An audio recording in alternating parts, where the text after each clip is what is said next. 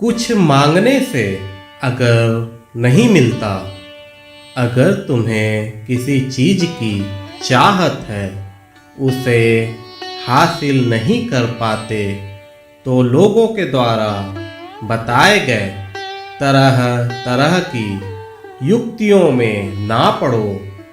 मेरे बच्चे, अगर तुम्हें किसी चीज की चाहत है और वह तत्काल तुम्हें नहीं मिल पाती, तो मस्तिष्क थोड़ा भ्रमित हो ही जाता है।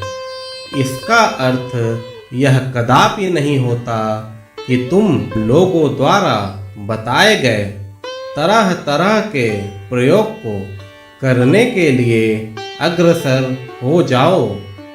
सब्र करो और शांत होकर पुनः विचार करो।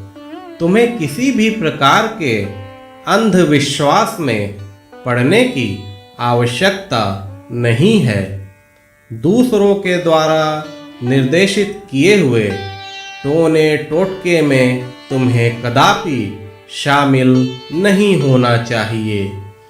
इस प्रकार के कृत्य को उपयोग में लाने से तुम्हारा हर तरह का सिर्फ और सिर्फ नुकसान होना संभव है। मेरे बच्चे, खुद को इस प्रकार के चीजों से हमेशा दूर रखो। इस प्रकार के कार्य में हानि होनी तय है और इसके साथ ही साथ तुम्हारी मानसिक शांति और ज्यादा भंग होने की संभावना है। द्रव्य की हानि तो सुनिश्चित है, लेकिन तुम अपना भी मानसिक सुख खो बैठोगे। ज्यादा बेचैनियों को तुम महसूस करोगे। मेरे बच्चे, जीवन में हमेशा एक ही मार्ग सच्चा होता है, वह है प्रभु भक्ति का मार्ग। हरि के चरणों में खुद को अर्पित कर दो। राम जी हमेशा भला करेंगे। इसमें तुम्हारा कोई दोष नहीं है। यह तो इंसान की सोच में किसी ना किसी प्रकार शामिल हो ही जाती है। जब इंसान की लालसा पूरी नहीं हो पाती, तो इंसान उस लालसा को पूरी करने के लिए सरल मार्ग की खोज में निकल पड़ता है।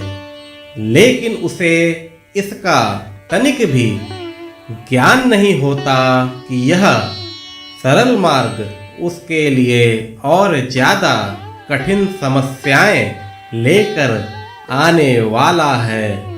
मेरे बच्चे, अपने स्तंभ को दृढ़ता से पकड़े रहो। अपने आराध्य पर हमेशा ही भरोसा रखो। कठिन से कठिन परिस्थिति आने पर भी वह तुम्हें काफी सरलता से बाहर निकाल लाएंगे। बिना अटूट श्रद्धा के भक्ति सफल नहीं हो पाती। तुम्हें हर स्थान पर भटकने की कतई आवश्यकता नहीं। तुम अपने आराध्य के प्रति संपूर्ण समर्पण भाव से हमेशा अडिग रहो। यह कदापि विचार ना करो कि प्रभु तुम्हारी नहीं सुन रहा। तुम उस परम पिता परमेश्वर की संतान हो, जो रात्रि में सोए हुए परिंदे को भी वृक्ष से गिरने नहीं देता। परमात्मा पर भरोसा रखो। उन्होंने तुम्हारे हितार्थ काफी अच्छा सोचा है। तुम्हें मालिक ने इतना सबल बनाया है। उनकी शक्ति को आत्मसाध कर जीवन में कुछ भी हासिल करना तुम्हारे लिए काफी मुश्किल नहीं है। मालिक पर सदैव भरोसा रखो। तुम्हें विचलित होने की कतई आवश्यकता नहीं। मन को हमेशा शांत और स्थिर रखो। शांत मन में ही परमात्मा का वास होता है। खुश रहो, शांत चित रहो।